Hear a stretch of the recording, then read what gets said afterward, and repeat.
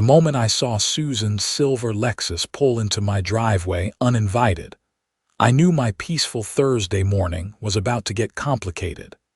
I was standing in my garage in Bozeman, Montana, admiring the 2018 Caterpillar skid steer loader I just bought from an equipment auction 3 weeks prior.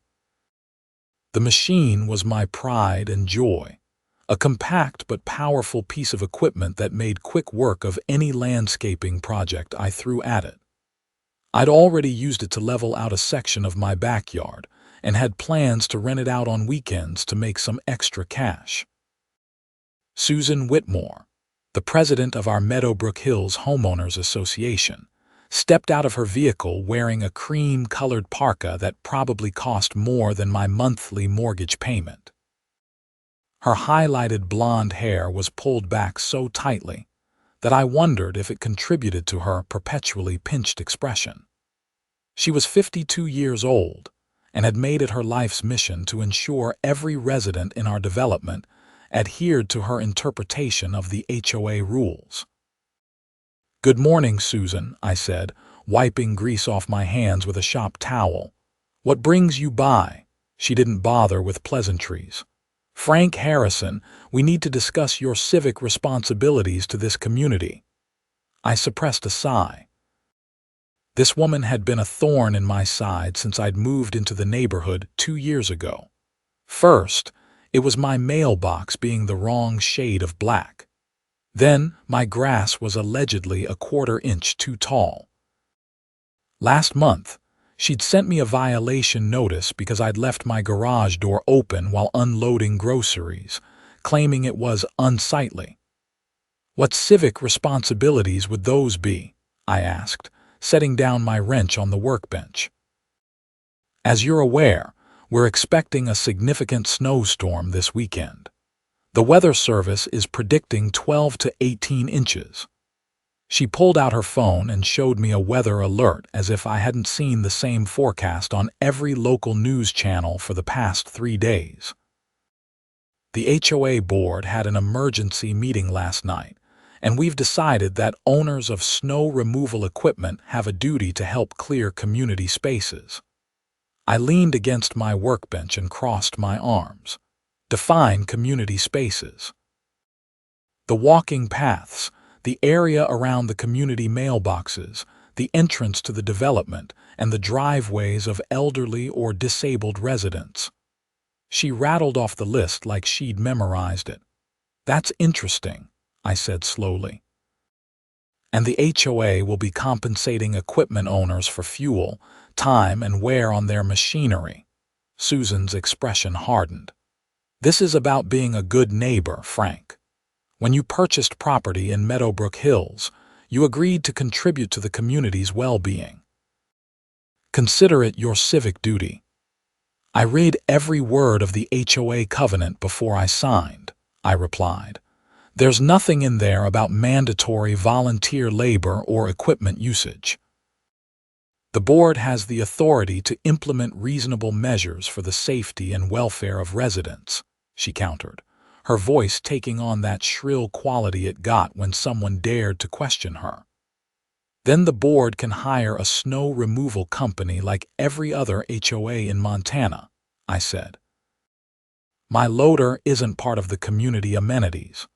Susan's face flushed red. "I should have expected this attitude from you. You've been nothing but difficult since you moved here. This is exactly why communities have associations, to deal with selfish homeowners who only think about themselves." "Selfish?" I felt my temper rising. "I maintain my property, I pay my dues on time, and I follow the actual rules. What I don't do is provide free labor because you don't want to spend HOA funds on snow removal." "The budget is tight this year," she snapped. "The budget was tight after you spent $18,000 on those decorative light posts at the entrance that nobody wanted," I shot back. "Maybe prioritize essential services over cosmetic upgrades." Susan drew herself up to her full height of maybe 5'4". "I'm not going to stand here and be spoken to this way. The board will be voting on a mandatory equipment sharing policy at tomorrow's emergency meeting. You'll be receiving formal notice by email within the hour. Looking forward to it, I said flatly. Have a great day, Susan. She stormed back to her Lexus and peeled out of my driveway with more aggression than necessary. I watched her go, already mentally preparing my response. I dealt with enough bureaucratic nonsense during my 10 years working construction management to know when someone was trying to strong-arm me. My phone buzzed 20 minutes later. Sure enough, an email from the Meadowbrook Hills HOA with the subject line, "Emergency Board Meeting Notice," sat in my inbox. I opened it and read through the hastily written message. The meeting was scheduled for Friday at 7 in the evening at the community center. The agenda included one item: vote on emergency snow removal equipment sharing policy. I forwarded the email to my buddy Jake, who'd practiced property law before switching to corporate litigation. He called me 5 minutes later. "They can't do this," he said without preamble. "An emergency policy requires an actual emergency, and snow in Montana doesn't qualify.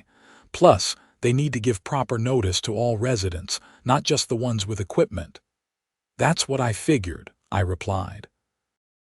"But you know Susan. She'll push it through regardless and dare anyone to challenge her. Show up tomorrow and object formally. Make sure it's recorded in the minutes. If they pass it anyway, you'll have grounds to dispute." Jake paused. "Want me to come with you?" "I'll do it pro bono just to see the look on her face." I laughed. "I might take you up on that." The storm rolled in Friday afternoon, right on schedule. By the time I drove to the community center for the meeting, 3 inches had already accumulated on the roads. The community center was a modest building near the development's entrance, featuring a meeting room, a small gym, and a kitchen that got used for the occasional potluck. 12 people were scattered across the folding chairs when I arrived, which was actually a decent turnout. Most residents ignored HOA meetings unless there was drama brewing, and word had apparently spread. Jake arrived a few minutes later, brushing snow off his coat and giving me a confident nod. Susan sat at the front table with the other board members. Tom, the vice president who never disagreed with Susan. Patricia, the treasurer who spent most meetings playing on her phone. And Dennis, the secretary who actually seemed reasonable but was outvoted on everything. "Let's call this meeting to order," Susan announced sharply at 7 on the dot. "We're here to address the snow emergency facing our community. As discussed, several residents own equipment capable of clearing snow from common areas. The board has drafted a policy requiring these residents to provide snow removal services during significant weather events." A woman in her 70s named Martha raised her hand. "Will they be compensated?" "The policy provides for reimbursement of fuel costs," Susan said smoothly. "But the labor itself is considered a community service obligation." I stood up. "I'd like to formally object to this policy." Susan's jaw tightened. "Noted. However, the board has the authority to implement emergency measures." "This isn't an emergency," Jake said, standing next to me. "Montana gets snow every winter. That's predictable weather, not an emergency. Furthermore, compelling a homeowner to provide labor and equipment use without fair compensation likely violates both the HOA's governing documents and Montana property law." "And you are," Susan demanded. "Jake Morrison, attorney at law. I'm here as a concerned citizen and a friend who's familiar with property rights." Jake's voice was calm but firm. "If this policy passes, it will face immediate legal challenge." "Is that a threat?" Tom spoke up for the first time, puffing out his chest. "It's a statement of fact," Jake replied. "The association can hire professionals like any responsible organization. What you can't do is commandeer private property for unpaid labor. The covenant requires residents to contribute to community welfare, Susan insisted. Through HOA dues, which are paid monthly, I added. Not through forced labor. That's in the covenant too, Section 12, Paragraph 3. I checked. Dennis, the secretary, cleared his throat. He's right, Susan. I reviewed the documents yesterday. We don't have the authority to mandate this. Susan shot him a look that could have melted the snow outside. We need to think creatively about solving community problems. Then I'd like to propose an alternative, I said. Hire a professional snow removal company and include it in next year's budget. For this weekend, use emergency funds if necessary. That's what they're for. Emergency funds are for actual emergencies. Patricia finally looked up from her phone. Like the time the water main broke. A major snowstorm that could leave elderly residents trapped qualifies, I countered. That's literally what emergency funds exist for. The discussion went back and forth for another 30 minutes. Several other residents spoke up, most supporting my position. A couple of Susan's friends argued for the policy, but their reasoning was weak. When Susan finally called for a vote, Dennis voted against the policy, creating a 2-2 tie. Then, as president, I'll cast the deciding vote, Susan declared. The policy passes. That's not how tie votes work in your bylaws, Jake said immediately. Article 5, Section 2 states that tie votes fail. The policy doesn't pass. Susan's face turned an impressive shade of purple. This meeting is adjourned. She grabbed her papers and stormed out, not bothering with any of the usual closing formalities. Tom and Patricia scrambled after her. Dennis approached me with an apologetic expression. Sorry about all that, he said quietly. I've been thinking about resigning from the board. It's not what I signed up for. Stick around, I told him. You're the only reasonable one up there. Jake and I walked out into the storm, which had intensified during the meeting. 6 inches now blanketed everything, and it showed no signs of stopping. Think that's the end of it? I asked as we stood by our cars. Jake snorted. Not even close. She's going to retaliate somehow. Women like Susan always do. He was right, though I didn't expect it to happen so quickly. Saturday morning, I woke to find the storm had dumped 16 inches of heavy, wet snow across Bozeman. I made coffee and watched the local news while formulating my plan for the day. I'd clear my own driveway and sidewalks, then maybe help out old Mr. Peterson next door who'd had hip surgery last month. That's when I heard the rumble of a diesel engine outside. I looked out my front window and saw a massive commercial snow plow working its way through our development. The driver was clearing driveways systematically, moving from house to house, every house except mine. The plow driver carefully cleared my neighbor's driveway to the left, then skipped mine entirely and proceeded to the house on my right. I watched in disbelief as he continued down the street, creating a pattern of cleared driveways with mine standing out like a gap-toothed smile. My phone rang. It was Martha, the elderly woman from the meeting. Frank, dear, I'm looking out my window and I can't help but notice the plow skipped your house, she said, concern evident in her voice. That seems deliberate. It definitely was, I replied grimly. Let me guess, the HOA hired the plow service. Susan sent an email this morning saying she'd arranged emergency snow removal for all residents using emergency funds, Martha confirmed.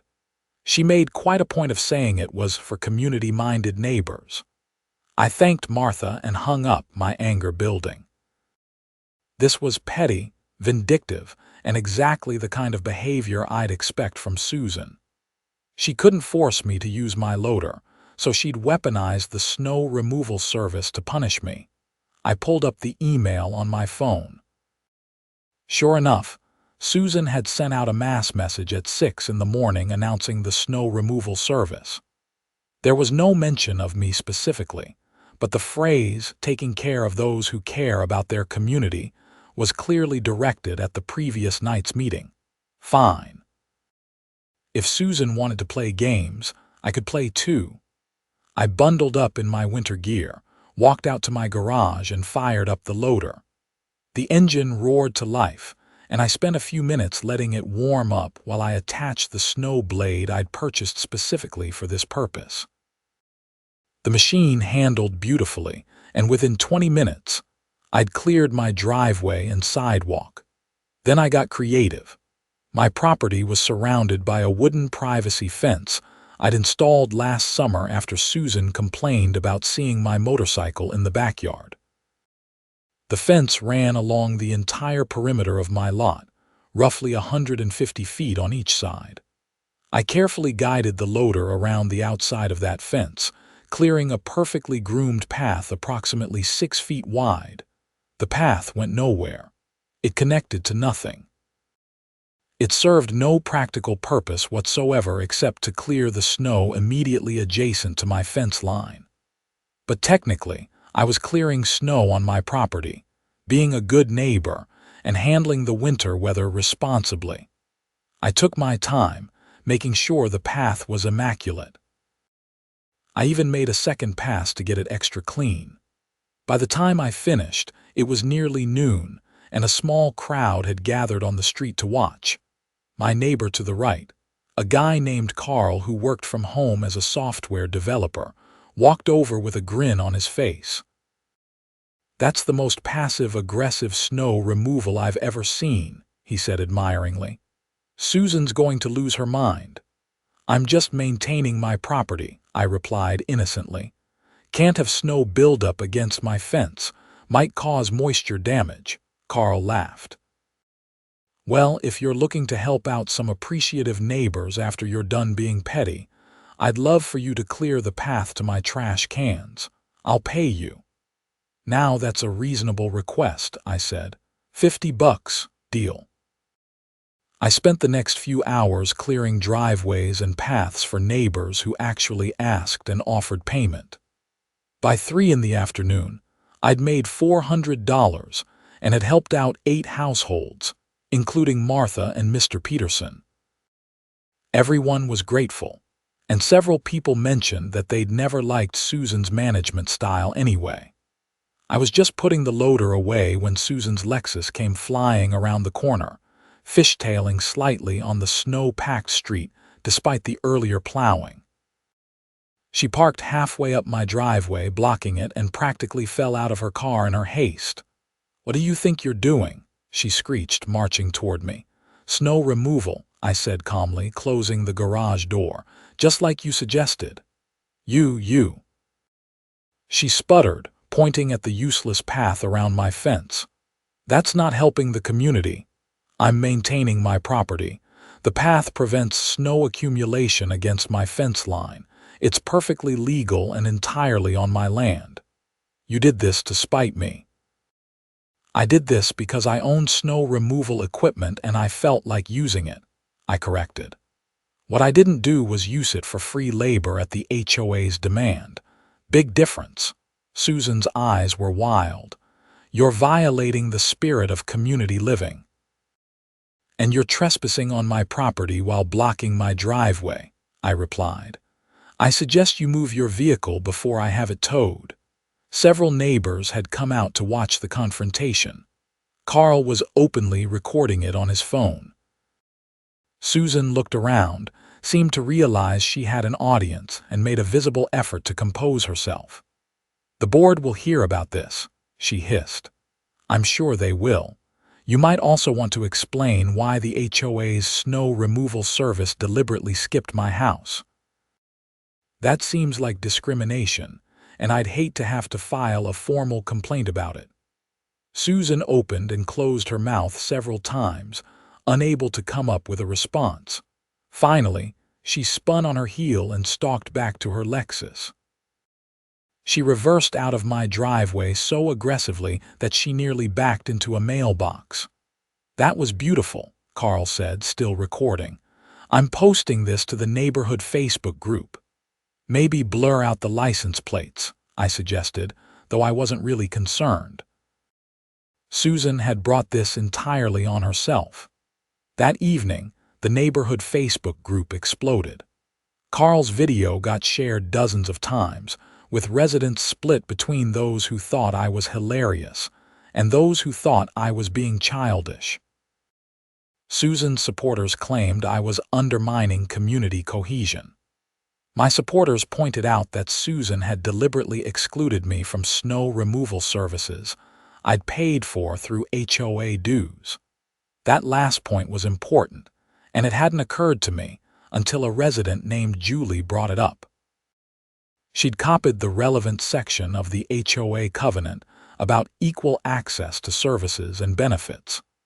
By arranging snow removal for everyone except me, Susan had violated the association's own governing documents. Jake called me around 8. "You're trending in the local law groups," he said, laughing. "Someone posted Carl's video and lawyers are having a field day analyzing Susan's liability." "Is it really that serious?" I asked, potentially. Discriminatory denial of services could be grounds for a lawsuit, especially since you can prove it was retaliatory. The HOA's insurance might actually have to get involved if you pushed it. I thought about that. I'm not trying to sue anyone. I just want to be left alone. "I know, but you might want to document everything just in case. People like Susan escalate. This probably isn't over." He was right again. Sunday morning, I received a formal letter via email from the HOA board. It was a notice of violation claiming that my excessive and unnecessary snow removal had created an aesthetic disturbance, and demanding that I allow the snow to naturally accumulate around my fence line to match the rest of the neighborhood. I read it 3 times, each time more amazed than the last. They were literally ordering me to not clear snow on my own property. I called Jake immediately, even though it was Sunday morning and probably his day off. "Send me that letter right now," he said after I explained. "I want to frame it." That might be the dumbest thing an HOA has ever put in writing. "Can they actually enforce this?" I asked. "Absolutely not. You have every right to remove snow from your property however you see fit, as long as you're not creating a hazard. A cleared path isn't a hazard." He paused. "Frank, I think it's time to go on the offensive. Send a formal response citing the discrimination in snow removal services and demanding equal treatment. CC every board member and keep documentation of everything." I spent Sunday afternoon crafting a detailed response. I laid out the timeline of events, referenced the specific covenant sections Susan had violated, and included screenshots of the neighborhood discussions. I didn't threaten legal action, but I made it clear that I understood my rights and expected equal treatment going forward. Monday morning, I sent the email to the entire board and requested confirmation of receipt. Dennis responded within an hour, thanking me for the detailed message and saying he'd bring it up at the next board meeting. The others stayed silent. For a few days, things were quiet. The snow began to melt as temperatures rose into the 40s, which was typical for Bozeman in late January. I went about my normal routine, working my job as a project manager for a commercial construction firm and enjoying my evenings at home. Then Wednesday night, someone slashed 2 of my loader's tires. I discovered the damage Thursday morning when I went into my garage to grab my toolbox. The machine sat at an awkward angle, and it took me a moment to process what I was seeing. Both tires on the left side had been cut with something sharp, probably a utility knife. The cuts were deliberate and clean, not the kind of damage that happens accidentally. I immediately called the police. A young officer named Rodriguez arrived within 30 minutes and took my statement. I explained the ongoing dispute with the HOA and showed him the threatening letter about the snow removal. "This sounds like retaliation," he said, photographing the damage. "Any security cameras?" "Not in the garage," I admitted. "I've been meaning to install some. Might want to move that up the priority list."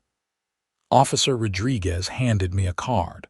"File a report with your insurance and let us know if you notice anything else suspicious. Unfortunately, without witnesses or video, there's not much we can investigate." The tires cost me $800 to replace, which my insurance covered minus the $500 deductible. But the principle of it infuriated me. Someone had deliberately vandalized my property because of a petty HOA dispute. I couldn't prove it was Susan, but I had strong suspicions. I also suspected I couldn't prove anything, which made it even more frustrating. I installed security cameras that weekend, covering my driveway, garage, and the areas around my house. If something else happened, I'd have evidence. The neighborhood Facebook group had more discussions about the vandalism. Most people were sympathetic and angry on my behalf. A few of Susan's supporters suggested that I'd brought it on myself by being difficult, which prompted immediate backlash from other residents. The division in the community was becoming more apparent. It wasn't just about me anymore. Residents were questioning other HOA decisions, asking for budget transparency, and demanding more accountability from the board. Susan had ruled through intimidation for years, and my refusal to back down had apparently inspired others to speak up. The next board meeting was scheduled for the first Thursday in February. I planned to attend and formally address the discrimination complaint. Jake had helped me prepare a statement, and several neighbors promised to come as well to support calls for Susan's removal. But 3 days before the meeting, I received a certified letter that changed everything.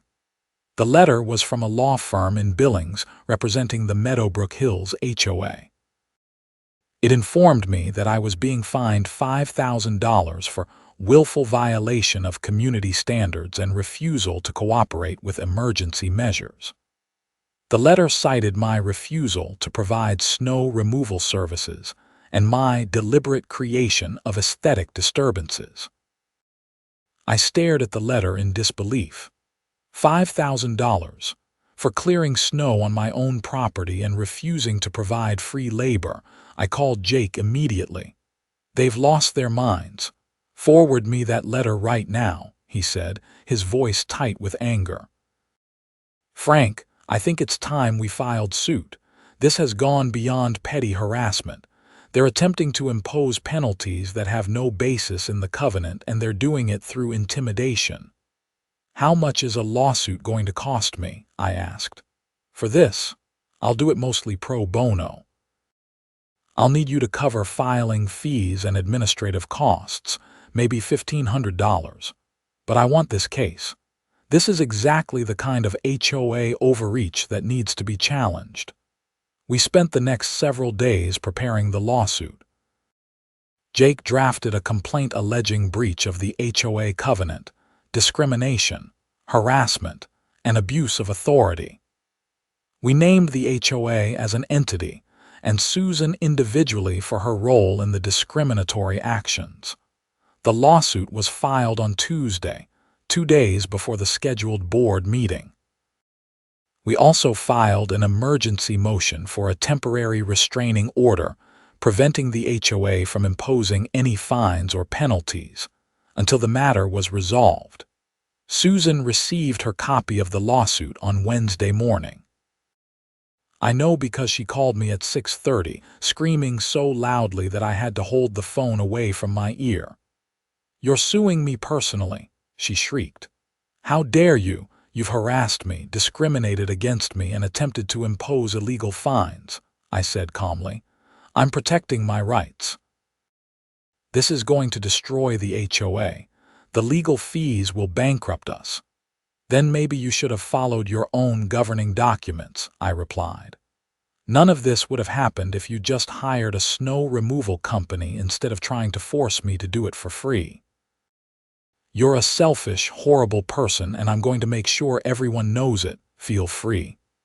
I've documented everything, Susan. Every email, every letter, every conversation. I have witnesses. I have video. You're not going to win this. She hung up on me, but the damage was done. Within hours, news of the lawsuit spread through the neighborhood. The Facebook group went wild with people demanding to know what was happening. Dennis posted a message saying he'd resigned from the board effective immediately, citing ethical concerns. Thursday's board meeting was packed. At least 40 residents showed up, far more than the usual handful. The room buzzed with tension as Susan called the meeting to order. She looked exhausted, with dark circles under her eyes and her usually perfect hair slightly disheveled. Before we begin with regular business, I need to address the lawsuit that's been filed against the association, Susan began, her voice shaky. This is a frivolous action by a disgruntled resident who refuses to participate in community life. The board stands behind our decisions and will vigorously defend against these baseless accusations. Martha stood up without waiting to be recognized. Susan, many of us have read the lawsuit. The accusations don't sound baseless. They sound like a detailed account of harassment and discrimination.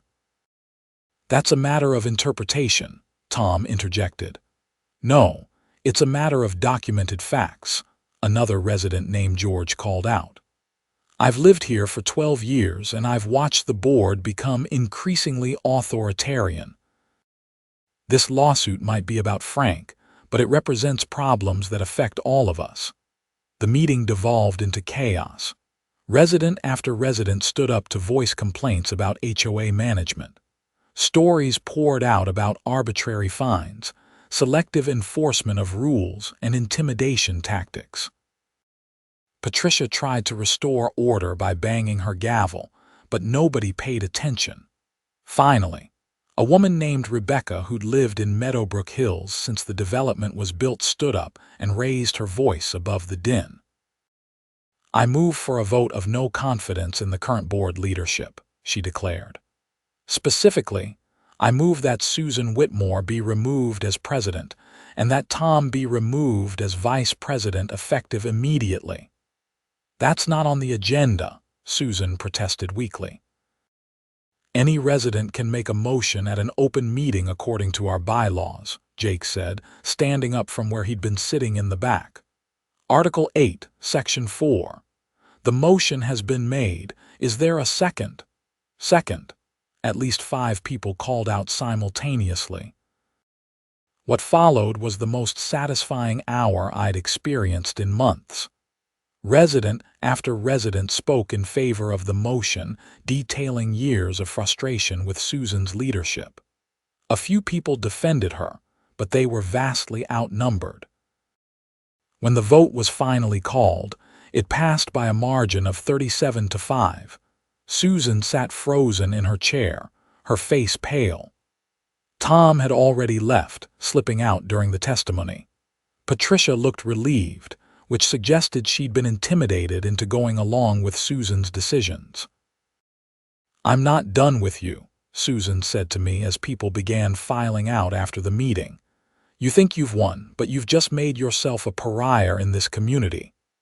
Actually, I think I've helped expose a serious problem, I replied, but the lawsuit continues regardless.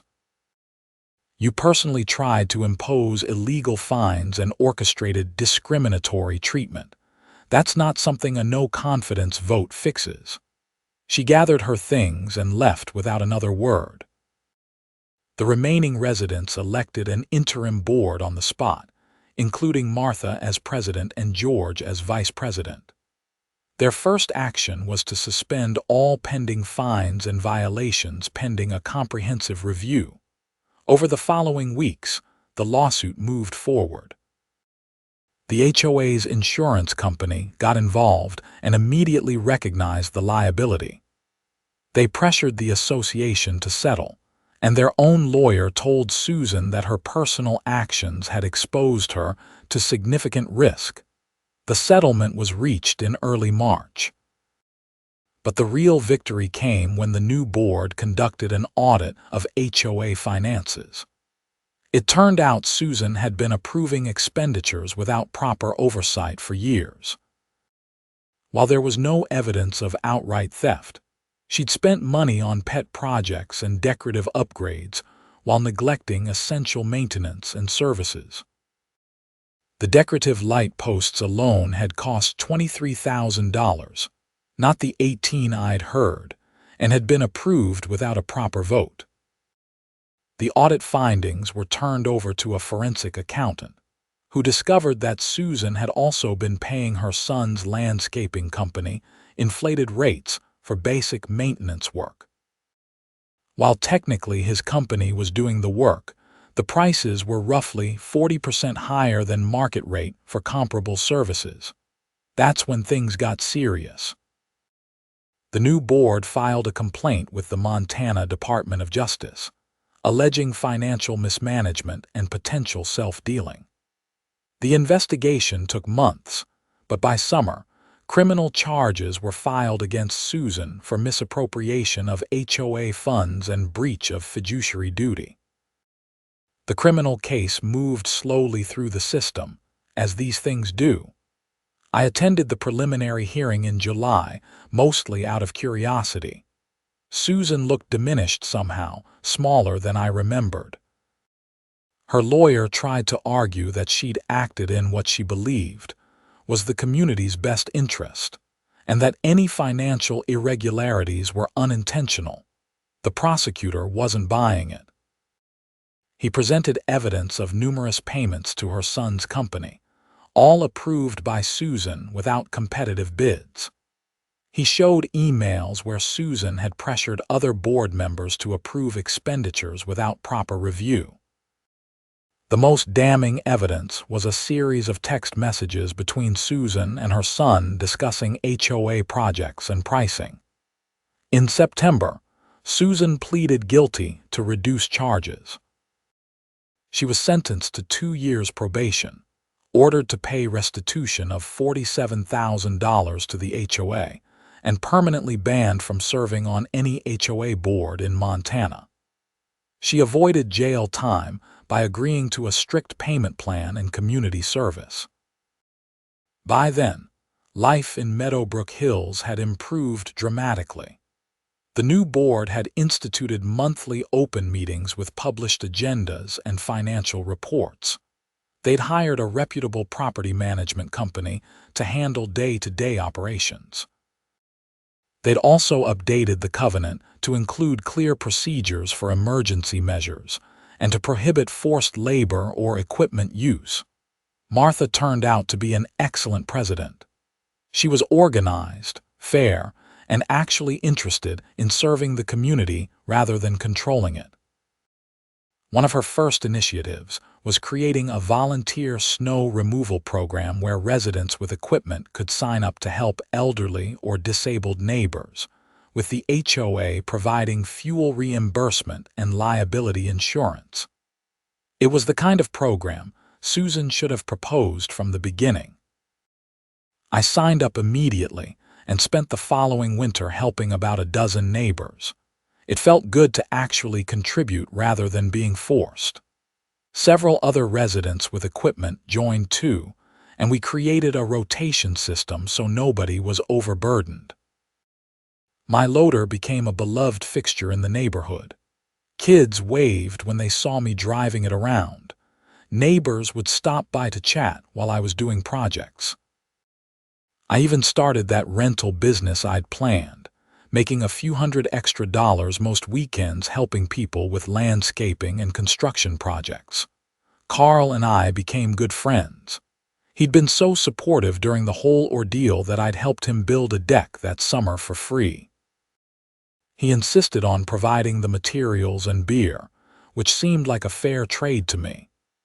We'd sit on that deck on summer evenings, drinking and talking about everything except HOA drama, Mr. Peterson next door passed away peacefully in his sleep in August. His daughter thanked me personally at the funeral for all the help I'd provided with snow removal and yard work during his final months. That meant more to me than the settlement money or the satisfaction of being proven right about Susan. The neighborhood gradually healed. Some of Susan's close friends moved away, unable to handle the embarrassment or unwilling to accept the changes. Most residents, though, seemed relieved that the atmosphere of fear and intimidation had lifted. People were friendlier, more willing to help each other, less worried about petty violations. The lawsuit and its aftermath taught me several important lessons. First, documentation is everything. If I hadn't kept records of every email, every letter, and every interaction, building a case would have been much harder. Second, standing up to bullies is worth the stress and effort, even when it seems easier to just comply. Third, most people want to do the right thing but need someone to take the first stand. Jake told me later that he'd received calls from 3 other HOA residents in Montana who were dealing with similar situations. He'd taken on 2 of those cases and successfully negotiated settlements. He'd apparently discovered a niche practice area he actually enjoyed, which was a nice side benefit of my ordeal. The incident with the loader and the snow became something of a legend in Bozeman HOA circles. I'd occasionally meet people at the hardware store or the grocery store who'd heard about it. Most thought it was hilarious. A few thought I'd been petty, but I'd made my peace with that. Sometimes pettiness is the appropriate response to unreasonable demands. 1 year after the original snow incident, Montana got hit with another major storm. This time, I fired up my loader at 6 in the morning and started with the community mailboxes. Then I cleared Martha's driveway, followed by the walking paths. By noon, with help from the other volunteers, we'd cleared all the essential areas and had started on individual driveways for anyone who needed help. The difference was simple. We were doing it because we wanted to help, not because someone demanded it. That distinction mattered more than Susan had ever understood. As I guided my loader around the neighborhood that snowy morning, I thought about how a simple refusal to be pushed around had transformed an entire community. Susan's authoritarian leadership had been enabled by residents who were too intimidated or too apathetic to push back. All it had taken was one person saying no, documenting everything, and being willing to follow through. The loader itself became a symbol of that resistance. Every time someone saw it, they remembered that individual property rights mattered, that HOA boards had limits, and that standing up to unreasonable authority was not only possible but necessary. On a practical level, my life had improved immeasurably. My property value had actually increased because the neighborhood was now seen as well managed rather than oppressive. My monthly HOA dues were being spent on actual services rather than vanity projects, and I'd made genuine friendships with neighbors who appreciated what I'd done. The legal settlement money went into my savings account, earmarked for future property improvements. I'd considered buying a larger loader, but decided the one I had was perfect for my needs. Instead, I invested in more attachments, including an auger and a grading blade, which made the rental business even more profitable. Susan eventually moved away from Bozeman entirely. I heard through the neighborhood grapevine that she'd relocated to Arizona to be near her daughter. I felt no satisfaction in her departure, only relief that the source of so much conflict was gone. I'd never wanted to destroy her life, just to protect my own rights. The criminal restitution was being paid in monthly installments, with the money going into a special HOA reserve fund for emergency repairs. The board had been transparent about every dollar, publishing quarterly reports showing exactly how the funds were being used. It was a stark contrast to Susan's secretive management style. In the end, the story of the loader and the snow was really a story about community, boundaries, and the importance of standing up for what's right. It was about refusing to be bullied, even when resistance seemed difficult or costly. It was about the difference between forced compliance and voluntary cooperation. Every winter when the first snow falls, I still think about that morning when I cleared a path around my fence. It was petty, yes, but it was also necessary. Sometimes you have to make a point in a way that can't be ignored or misinterpreted. Sometimes the only way to deal with unreasonable demands is to follow them to their logical, absurd conclusion. The loader still sits in my garage, ready for whatever project comes next. It's more than just a piece of equipment now. It's a reminder that individual rights matter, that communities thrive on mutual respect rather than fear, and that sometimes the most important thing you can do is simply say no to unreasonable demands. Martha stopped by last week with fresh baked cookies and a question about whether I'd be willing to help clear snow at the community center this winter as part of the volunteer program. I agreed immediately, because that's how communities are supposed to work. People helping people because they want to, not because they're forced to. As I sat on my porch that evening, watching the sun set over the Montana mountains, I felt genuinely content. The HOA drama was behind us. The neighborhood was thriving.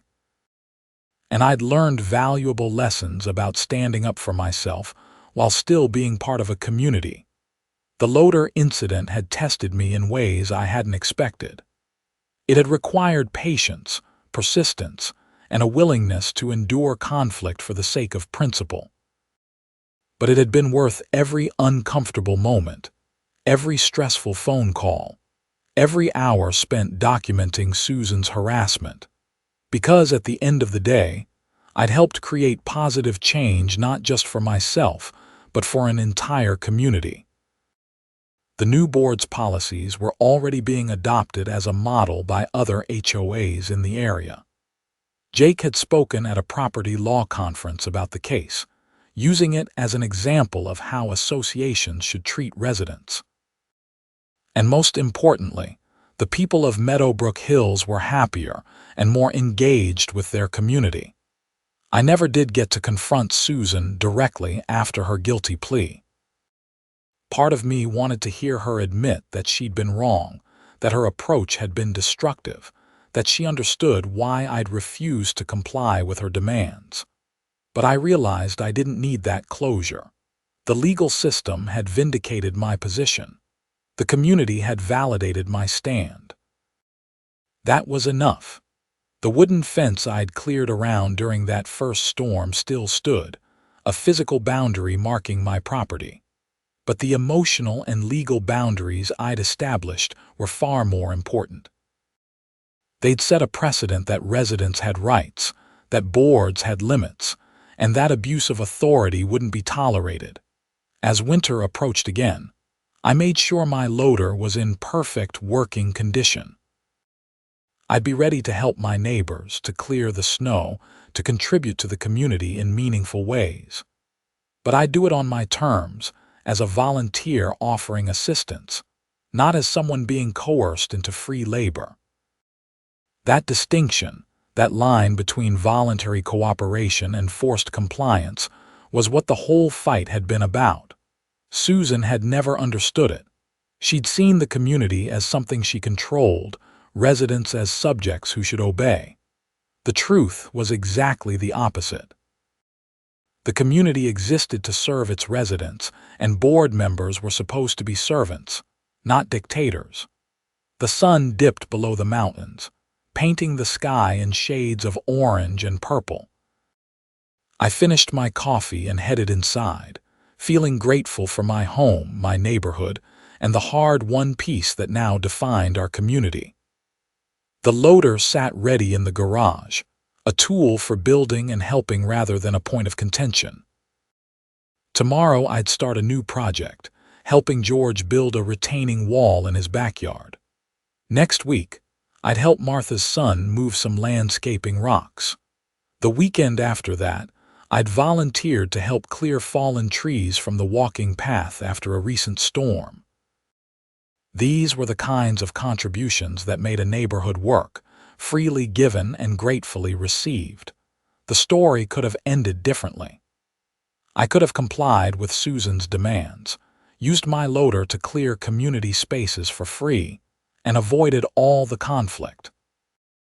Life would have been easier in the short term, but it would have established a precedent that the board could commandeer private property and labor at will.